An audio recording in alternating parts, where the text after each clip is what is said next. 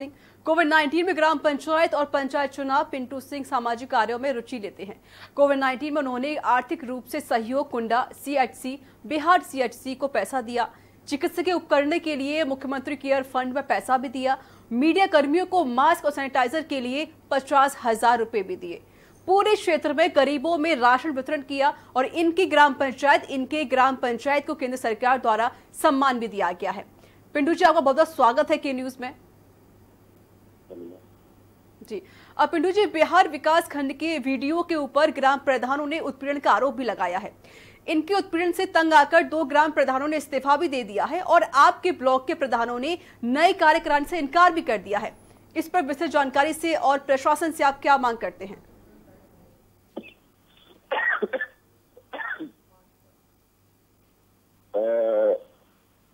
जी, विकास कर्मचारी के द्वारा किए गए इनके प्रधानों के साथ भी व्यवहार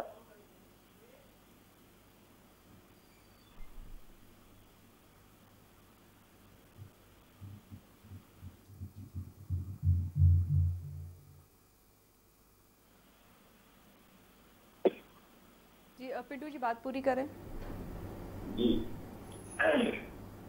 विकास खंड बिहार प्रतापगढ़ से खंड विकास अधिकारी अमित कुमार जी द्वारा जिस तरीके से अपने अंदर हिंसा की वजह से अपनी असफलताओं को छिपाने के लिए प्रधानों के अधिकारों का अतिक्रमण करते हुए और अपनी सीमा रेखा को पार करके पंचायतों के अधिकार क्षेत्र का हनन करते हुए प्रधानों के अधिकारों का हनन किया जा रहा है। और वह इस पीक टाइम में, जबकि कोविड-19 का इतना संवेदनशील समय चल रहा है और पंचायतों में शासन द्वारा निर्देशित है कि अधिक से अधिक माइग्रेट अप्रवासी लोगों को रोजगार मुहैया कराया जाए, मगर यह व्यक्ति पंचायतों के रोजगार मुहैया कराने में बाधा बन के खड़ा हो गया है। जी, लेकिन जिस तरह सूत्र बताते हैं, कोविड-19 के संक्रमण को देखते हुए ग्राम पंचायती का जो कार्यकाल आगे बढ़ाया जा सकता है, आपको क्या लगता है? अगर सरकार कार्यकाल को आगे बढ़ाती है तो ग्राम पंचायतों के पास अधिकार कैसे रहेंगे और सरकार प्रशासन को नियुक्त कैसे करना चाहिए? क्योंकि 25 दिसंबर को हमारे कार्यकाल पूर्ण हो रहे हैं और ऐसी स्थिति में जबकि कोविड-19 एक बहुत ही हो गया है, आज की डेट में हम कम्युनिटी स्पिरिट में हैं, 3rd स्टेज में हैं और बहुत जल्दी हम सुपर कम्युनिटी स्पिरिट में हो जाएंगे। और बहुत जल्दी सुपर कम्युनिटी स्पिरिट में जब हो जाएगा, उसी समय हमारा चुनाव प्रस्तावित है। ऐसी स्थिति में अगर चुनाव को आगे बढ़ाया जाता है तो उसके लिए, क्योंकि पंचायत स्तर पर गवर्नमेंट की अपनी कोई एक इकाई नहीं है कि जो लोकल स्तर पर पंचायतों के कार्यों का क्रियान्वयन कर सके। 58,059 प्रधान ऐसे हैं जो प्रधानों के माध्यम से सरकार की योजनाओं का, सरकार की क्रियाकलापों का, कोविड-19 से संबंधित हर वह सुविधा, हर वह प्रक्रिया को पंचायत प्रतिनिधि बाखूबी से निर्वहन कर रहे हैं जिस तरीके से करना चाहिए। आज एक पंचायत सचिव के पास 10 ग्राम पंचायतें, एक एडीओ पंचायत के पास 80 ग्राम पंचायतें। ऐसी स्थिति में पंचायतों को यदि सेंसन नहीं दिया जाता है तो यह सरकार खुद असहाय महसूस करेगी पंचायतों में अपनी ग्राउंड जीरो पर योजनाओं को क्रियान्वित करने के लिए। तो इनको हम तो मांग करेंगे मुख्यमंत्री जी से कि पंचायतों के कार्यकाल बढ़ाने या चुनाव कराने के विषय में 75 जनपद के सभी जिलाध्यक्षों से वर्चुअल मीटिंग की जाए। जनपद स्तर के एनआईसी सेंटर पर सभी प्रधान स्तर के जिलाध्यक्षों से माननीय मुख्यमंत्री जी, पंचायती राज मंत्री, उत्तर प्रदेश सरकार वर्चुअल मीटिंग करे एनआईसी में बैठ करके और उस पर के मजबूरी से ऐसा व्यापक निर्णय होना चाहिए, एक सर्वमान्य निर्णय होना चाहिए जो जन सामान्य के हित के लिए हो, 22 करोड़ की जनसंख्या के उत्तर प्रदेश के हित के लिए। जी बिल्कुल। अब लेकिन पिंटू जी, आपको नहीं लगता कि पंचायत चुनाव में उन्हीं को लड़ने की अनुमति दी जाए जिनके 2 संतान हो, जिनके पास ज्यादा संतानें ना हो, सिर्फ 2 से ज्यादा ना हो? और इसकी आपकी राय क्या है कि अपराधी पंचायत चुनाव पर लड़े जाएं? इसके लिए सरकार को किस तरह का कानून लाना चाहिए, क्या कहेंगे आप? बिल्कुल, जनसंख्या नियंत्रण करने के लिए हर उस चीज पर रोक लगनी चाहिए। पंचायत चुनाव नहीं, लोकसभा से लेकर के पंचायत को ही आप लोग के टारगेट करते हैं। भाई हम नहीं सोच पाते हैं कि सबसे निचले पायदान को, सबसे दबे कुचले पायदान को, संवैधानिक संस्था को ही आप लोग चोट पहुंचाते हैं, मीडिया चोट पहुंचाते हैं, संवैधानिक संस्थाएं चोट पहुंचाती है, अफसरशाही चोट पहुंचाती है, नेता राजनेता चोट पहुंचाते हैं, ब्यूरोक्रेट चोट पहुंचाते हैं। लोकसभा से लेकर के ग्राम सभा तक में बच्चों का कानून लागू होना चाहिए। लोकसभा, राज्यसभा, विधानसभा, विधान परिषद, नगर पंचायत, नगर पालिका, नगर निगम, ग्राम पंचायत, क्षेत्र पंचायत, जिला panchayat, all types of every elected body में 2 बच्चों का कानून अनिवार्यतः लागू किया जाना चाहिए। यह चुनाव सुधार हिंदुस्तान में होना अवश्य संभावना हो गया है ताकि जनसंख्या विस्फोट से बचा जा सके।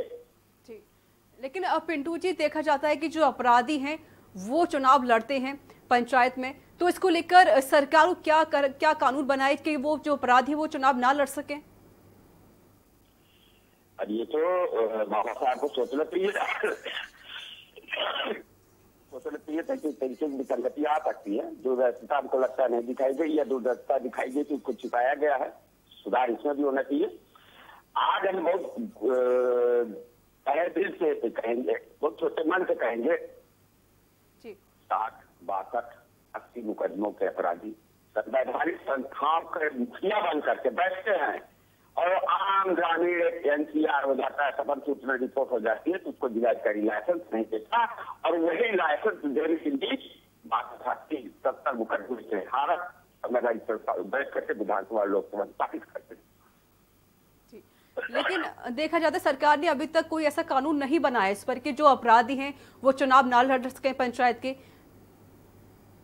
आखिर ऐसी कोई उम्मीद कि सरकार कोई कानून लेकर आए इसके लिए? आप पंचायत को क्यों बार-बार टारगेट कर रही है? आज ऐसा इलेक्टेड बॉडी को क्यों नहीं टारगेट कर रही है? ओवरऑल लोकसभा से लेकर ग्राम सभा के बीच में जितनी संवैधानिक कार्य पड़ रही है, प्रत्यक्ष या अप्रत्यक्ष, क्या जनता के द्वारा प्रत्यक्ष चुने जा रहे हो या अप्रत्यक्ष रूप से विधान परिषद सदस्य, राज्यसभा सदस्य अप्रत्यक्ष रूप से चुने जा रहे हैं? सबके साथ एक कानून होना चाहिए। भारत के नागरिक है, भारत के संविधान के एक तिरंगे के नीचे रह रहे, हमारे साथ ही क्यों आप पंचायत बॉडी पर ही क्यों फोकस कर रही है? आपको इस बात की आवाज उठानी चाहिए कि पूरी जन प्रणाली में सुधार होना चाहिए, चुनाव प्रक्रिया पूरी सुधार जानी चाहिए। और हम तो कहते हैं दोनों चुनाव आयोग को मर्ज कर दिया जाए, राष्ट्रीय चुनाव आयोग को राज्य चुनाव आयोग को मर्ज कर दिया जाए, एक संवैधानिक संस्था होनी चाहिए। ये कौन सा तरीका है? चुनाव चाहे जो भी हो, लोकसभा के हो, विधानसभा के हो या पंचायत वाले चुनाव क्यों ना हो, देखा जाता है कि अपराधी ही सबसे ज्यादा चुनाव लड़ते हैं, उनको सीट भी दे दी जाती है। तो इसको लेकर सरकार ने अभी तक कोई कानून नहीं बनाया है। कोई ऐसा कानून बन सके जिस वजह से जो अपराधी हो चुनाव ना लड़ सके? इसके लिए पार्टी के रजिस्ट्रेशन से ही इनको रिस्ट्रिक्शन लगा देना चाहिए। जिन पार्टियों का रजिस्ट्रेशन हुआ उनको उस पर सप्लीमेंट्री एफिडेविट लेना चाहिए कि आपके पार्टी में आप एफिडेविट दीजिए, उसका राष्ट्रीय अध्यक्ष एफिडेविट दे कि हमारे पार्टी में इस ऐसे दुर्दांत अपराधी जो 302, 376, 377, 395, 419, 420 जैसी धाराओं के मुलजिम हो, और जब तक उनको विवेचना से न मुक्ति मिल जाए तब तक वो किसी राजनीतिक दल के प्राथमिक सदस्यता न ले, इस बात का एफिडेविट हो। और नई पार्टियों के गठन के समय इस बात का भी एफिडेविट लिया जाए कि आप अपनी पार्टी में किसी आपराधिक व्यक्ति को किसी भी तरीके का पदाधिकारी और प्राथमिक सदस्यता की रसीद नहीं काटेंगे। पिंटू जी, जिस तरीके से कोविड-19 केस लगातार बढ़ते जा रहे हैं, ग्राम पंचायतों में भी संक्रमण कम फैलने के लिए सरकार क्या करे? इसके लिए सरकार और क्या सुविधाएं दे सकती है? सरकार सुविधाएं यही दे सकती है। सबसे पहले तो टीम 11 जो बनी है, प्रदेश स्तर पर बनी है, नेशनल स्तर पर बनी है, जनपद स्तर पर बनी है, पंचायत स्तर पर बनी है, जो सबसे छोटी इकाई है, हिंदुस्तान की सबसे छोटी इकाई पंचायत है, जिसका वैदिक काल में अस्तित्व रहा है, कौटिल्य के अर्थवेद में अस्तित्व रहा है, मुगलों के काल में अस्तित्व रहा है पंचायतों का, ब्रिटिश पीरियड में पंचायतों का अस्तित्व रहा है। हम सबसे पुरानी कड़ी है, भारत के इतिहास की सबसे पुरानी कड़ी है। हम ही को कुचला जा रहा है, हमारी ही व्यवस्था कुचला जा रहा है। क्या जरूरत थी 1993, 1994, 73, 74 संविधान संशोधन करके हमको 29 विभागों की अधिकार देने की? अगर सारे अधिकार अपने पास ही रखने थे तो हमको कागजी अधिकार देने की क्या जरूरत थी? रही बात कोविड-19 में पंचायतों की भूमिका, तो आज मैं इस बात को दावे के साथ कह सकता हूं, पूरे विश्वास के साथ कह सकता हूं, अपने अनुभव के आधार पर कह सकता हूं कि मार्च से लेकर के अब तक जितने कम्युनिटी स्तर पर अगर कोरोना, जहां पंचायत बॉडी का रोल नहीं है, शहरों को देख लीजिए, मेट्रो सिटी बम्बई को देख लीजिए, मद्रास को देख लीजिए, दिल्ली को देख लीजिए, पंचायत बॉडी का जहां रोल नहीं है वहां के कोरोना की स्पीड क्या है और रूरल एरियाज में कोविड-19 की स्पीड क्या है। तो इसका मूल कारण है पंचायत के द्वारा, पंचायत प्रतिनिधियों के द्वारा ताने माने धन से तहे दिल से पूरे राष्ट्र भावना के साथ अपने गांव के लोगों को सुरक्षित करने का 100% प्रयास किया जा रहा है, बगैर किसी लालच के, बगैर किसी लाग के, बगैर किसी लपेट के। उसका मूल कारण हम सभी गांव वाले एक गांव के हैं, हम उस गांव के प्रतिनिधि होने के साथ साथ हम उनके पड़ोसी हैं। वह हम प्रतिनिधि रहेंगे तो, नहीं रहेंगे तो, हम जिंदा रहते एक दूसरे के साथ रहना है, पूरी जिंदगी एक दूसरे के साथ बिताना है। तो हम उनकी चिंता करेंगे, वो हमारी चिंता करेंगे, हम उनके साथ धोखा नहीं कर सकते। ये अधिकारी प्रतापगढ़ में है, कल लखनऊ में बैठेंगे, परसों इलाहाबाद में रहेंगे। इनको हमारी मोह माया नहीं है, हमारे लोगों को हमारी मोह माया है और हमको उनकी मोह माया है। तो हम तहे दिल से, पूरी ईमानदारी से, पूरी शिद्दत से अपने दायित्व का निर्वहन कर रहे हैं। और अगर पंचायतों की भूमिका को समाप्त किया गया, कहे इस पंचायत चुनाव के चक्कर में, राजनीतिक स्वार्थ के चक्कर में पंचायतों को विलुप्त किया गया और उनकी जगह प्रशासक को रखा गया, एक पंचायत सचिव के पास 10 पंचायतें होती है, एक एडीओ पंचायत के पास 80 पंचायतें, 100 पंचायतें होती है, वो अपने वर्तमान कार्यों की समीक्षा करने पर अधिकारियों द्वारा सो-कॉल नोटिस पाते हैं, निलंबित होते हैं, प्रगति रिपोर्ट नहीं दे पाते। जब 10-10 पंचायतों के और 80-80 पंचायतों के मुखिया बना दिए जाएंगे, तब बताइए क्या हस्त्र होगा, क्या अंजाम होगा पंचायतों का। जब एक व्यक्ति 10-10 पंचायतों का सुपरवाइज करेगा तो भ्रष्टाचार भी बढ़ेगा और कार्यों का संपादित होने में पूर्ण तरीके से विराम लग जाएगा। अगर इसको रोकने के लिए क्या कुछ ऐसी तकनीकी चीजें की जाएं कि जो भ्रष्टाचार होता है पंचायतों में वो रुक सके? उसके लिए भ्रष्टाचार शीर्ष स्तर से समाप्त करना है ना। एक नजीर पेश करनी पड़ेगी, एक नजीर पेश करनी पड़ेगी। हमारे द्वारा नियुक्त किया गया शिक्षा मित्र हमसे 4 गुना ज्यादा वेतन पाता है। हमारे द्वारा प्रपोज किया गया रोजगार सेवक हमसे 3 गुना ज्यादा वेतन पाता है। हम 35 रुपए मंथली पाते हैं। मैम बताइए, एक दिन का मनरेगा जॉब कार्ड जो हमारे अंडर में काम कर रहा है, जिसको हम रोजगार दे रहे हैं, वो अभी 201 रुपए प्राप्त कर रहा है। 35 रुपए प्रति माह के हिसाब से मेरा प्रतिदिन का कितना हो रहा है? अब आप ये बताइए कि अगर हमको भरपेट आप भोजन नहीं देंगे, हमारे विषय में नहीं सोचेंगे, और यही लोकसभा, राज्यसभा, विधानसभा के सदस्य, विधान परिषद के सदस्य, जितनी भी कम्युनिस्ट पार्टी हो, सोशलिस्ट हो, समाजवादी हो, बहुजन समाजवादी हो, वामफेस हो, दक्षिणपंथी हो, वामपंथी हो, कांग्रेसी हो, ये सब मिल करके मेजे थपथपा करके अपने वेतन भत्ता को बढ़ा लेते हैं। कभी हमारे लोगों को भी सभी सोचा है कि हम लोग 24 आवर रात के 12 बजे भी हमको गांव वाले जगा कर प्रधान जी से अपना काम लेते हैं। किसी सांसद विधायक उठाया जा सकता है, उनके सिक्योरिटी वाले उनको गेट नहीं मांगने देंगे। उनके लाखों करोड़ों के अरबों के उनका एक्सपेंडिचर है, उनके वेतन फंड और रेलवे कूपन और टेलीफोन कूपन में हमको 35 रुपए देकर के क्या हमारे ही द्वारा नियुक्त किए कर्मचारियों से हमको नीचा दिखाया जा रहा है। जिस तरीके से जो कोविड-19 लगातार बढ़ता जा रहा है, जो पूरे भारत भर में आंकड़े हैं 10 लाख से ज्यादा हो चुके हैं। अगर हम उत्तर प्रदेश की बात करें तो उत्तर प्रदेश में जो आंकड़े हैं कोविड-19 के वो 47,000 से ज्यादा हो चुके हैं। लेकिन सरकार ने 55 घंटे का लॉकडाउन लगा। क्या आप इस लॉकडाउन को असफल बोल सकते हैं? क्योंकि जो 2 दिन लॉकडाउन लगाया गया है सरकार की तरफ से, आंकड़े तो फिर भी बढ़ते जा रहे हैं कोविड-19 के। देखिए, ऐसा है कि कोविड-19 जो है कम्युनिटी स्पिरिट हो चुकी है, कम्युनिटी स्पिरिट हो चुकी है। अब सुपर कम्युनिटी स्पिरिट की ओर हम अग्रसर हैं। अब सुपर कम्युनिटी स्पिरिट की ओर अग्रसर है। मैं भारत के ICMR से पूछना चाहूंगा कि हमारे देश में कोरोना इस समय किस स्टेज पर है? प्रथम स्टेज पर है कि द्वितीय स्टेज पर है, तृतीय स्टेज पर? अगर तृतीय स्टेज पर है तो कम्युनिटी स्पिरिट हो चुकी है। कम्युनिटी स्पिरिट का मतलब क्या होता है? संक्रमित वाले व्यक्ति को यह पता न लगे कि हमको किससे संक्रमण हुआ, इसी को कहते हैं सामुदायिक संक्रमण। और सुपर कम्युनिटी स्पिरिट का मतलब यह हुआ कि बेतरतीब तरीके से पहला 1 लाख का आंकड़ा हमको मिला था 110 दिन में। आज हमारा 1 लाख का प्रतिदिन का 1 लाख का आंकड़ा 2 से 2.5 दिन में, 48 से 50 घंटे में हमारा 1 लाख का आंकड़ा आ रहा है। अब कुछ दिन में घंटों में आएगा और करोड़ों का संक्रमण होगा, लाखों की मृत्यु दर होगी और यह वर्षांत। बिल्कुल जी, लगातार आंकड़े बढ़ते जा रहे हैं कोविड-19 के। अगर हम इस पर कंट्रोल करने की कोशिश करें, सरकार भी पूरी कोशिश करती है, सरकार ने इतनी सुविधाएं दे रखी हैं और सरकार ने डॉक्टर्स की संख्या बढ़ा दी है, पुलिस प्रशासन हर जगह मुस्तैद रहता है, जनता से बार बार अपील भी की जाती है कि आप घर से बाहर ना निकले, अगर आप निकलते भी हैं तो मास्क लगाकर निकले, लेकिन जनता कहीं ना कहीं चूक भी करती है, लापरवाही करती हुई नजर भी आते हैं, जिस वजह से शायद ये आंकड़े बढ़ते जा रहे हैं। अगर इसे कंट्रोल करें वायरस को तो कैसे कर सकते हैं? क्या अमिताभ बच्चन ने चूक की थी? अमिताभ बच्चन ने किसी तरीके की लापरवाही बरती थी? हमारे तमाम केंद्रीय मंत्री तमाम बात हम नहीं कह रहे कि उन्होंने चूक की थी, लेकिन देखा जाता है कि जो जनता है सिर्फ घूमने के लिए घर से बाहर निकलती है। मैं हमारी बात नहीं सुनिए, आप जनता को एलिगेट कर रहे हैं। जनता की रिस्पांसिबिलिटी ज्यादा और रिस्पांसिबल पर्सनों की रिस्पांसिबिलिटी नहीं, जिनको अनुपालन कराना चाहिए। सबसे फर्स्ट ऑफ ऑल शुरू में जब हमारा 22 मार्च को जनता कर्फ्यू लगा, उसी समय एक ड्राफ्ट कमेटी बनती, एक रोड मैप बनता। सरकार के पास इतना स्वास्थ्य का इंफ्रास्ट्रक्चर नहीं है। इटली जैसे विश्व की टॉप क्लास की स्वास्थ्य व्यवस्था फेल हो गई, अमेरिका फेल हो गया, ब्रिटेन फेल हो गया, स्पेन फेल हो गया, चाइना फेल हो गई, उसमें भारत का कहीं कोई स्थान आंकड़ा ही नहीं है।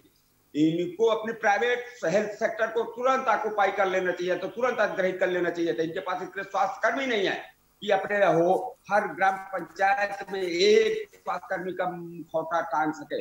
इनको तत्काल अपने सभी प्राइवेट सेक्टर के रजिस्टर्ड हॉस्पिटल, उनके कर्मचारियों को, उनके सारे लोगों को, उनके सारे उपकरणों को अधिग्रहित करके और प्राइवेट और सरकारी कर्मियों को स्वास्थ्य विभाग मार्च करके इनका यूज कर रहा था जब तक इस कोविड-19 की महामारी से मारा। लेकिन पिंटू जी, ऐसा क्या किया जाए कि इस वायरस को कंट्रोल किया जा सके? अभी भी समय है, सरकारी तंत्र इतना भी मजबूत नहीं हुआ है। आज हमारा अंदाज है कि एक डॉक्टर एक पीएचसी के अंडर में लगभग 100 ग्राम पंचायतें हैं और 100 ग्राम पंचायतों में लगभग 2.5 लाख के आबादी है। 2.5 लाख पढ़ रहे हैं। आप बताइए, ये 5 की आबादी के कितनी की थर्मल स्कैनिंग करेंगे? 24 लाख की जनसंख्या हमारे जनपद प्रतापगढ़ की है 2011 के स्टेट डाटा के अनुसार। अभी तक हम 11,000 सैंपलिंग हमने रैपिड सैंपलिंग की है। 11,000 रैपिड सैंपलिंग होने के बाद अब 24 लाख की रैपिड सैंपलिंग करने में कितने वर्ष, कितने महीने, कितने साल लगेंगे, आप आंकड़ा लगाइए। ये है सरकारी तंत्र, इसको स्पीड बढ़ाना है। हमको कोरोना के अंतिम चरण पे पहुंचना है, इसको ढूंढ करके इसको डिस्ट्रॉय करना है। तो इसलिए हमको प्राइवेट सेक्टर के जितने भी स्वास्थ्य विभाग के जितने भी कॉर्पोरेशन है, सबको ऑक्युपाई कर लेना चाहिए। गवर्नमेंट को ऑक्युपाई करके इनको सबको इस महायुद्ध में झोंकना चाहिए। इनका सबका दायित्व है राष्ट्र सेवा करना, बगैर किसी लाग लपेट के, बगैर किसी दबाव के। इनको डिग्री इसीलिए मिली है, इनको मेडिकल परिषद ने इसीलिए मान्यता दी है। देखो जी, कोविड-19 की वजह से जो लॉकडाउन किया गया था, जिस वजह से जो प्रवासी थे वो अपने घर आ चुके हैं, लेकिन जो 20 लाख करोड़ का जो पैकेज का ऐलान किया गया था केंद्र सरकार की तरफ से, वो जमीनी स्तर पर नहीं दिखाई देता है। जो लोग हैं परेशान हो रहे हैं, तनाव का शिकार होते हैं, जिस वजह से वो आत्महत्याएं करते हैं। इसके लिए क्या कहेंगे आप? तो हम आपको रोकेंगे।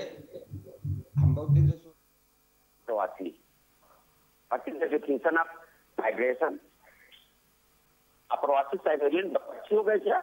रसिया से आ रहे हैं इंडिया में, मौसम बदलते ही चले जाते हैं। प्रवासी इनको कहते हैं। हमारे डंडे के नीचे 125 करोड़ की जनता रह रही है, कहीं महाराष्ट्र में रहे, कहीं उत्तर प्रदेश में रहे। हमारा देश है, चाहे जहाँ रहे। पहले कश्मीर अलग था, तो वो भी हमारे देश से इतना हो गया है 170 आदमी पर। क्या है अप्रवासी? अरे माइग्रेट है, विस्थापित हुए हैं। अप्रवासी नहीं, अप्रवासी साइबेरियन डक्स हो गए क्या? हो गए। ये सब किसने इजाद किया? किसकी जबान किया? किस आईएएस ने इसको भेजा? इसने इसको बैठ दिया। आपको इसमें आपत्ति है? और रही बात 20 लाख करोड़ के पैकेज की, 20 लाख करोड़ के पैकेज किसको दिया इन्होंने?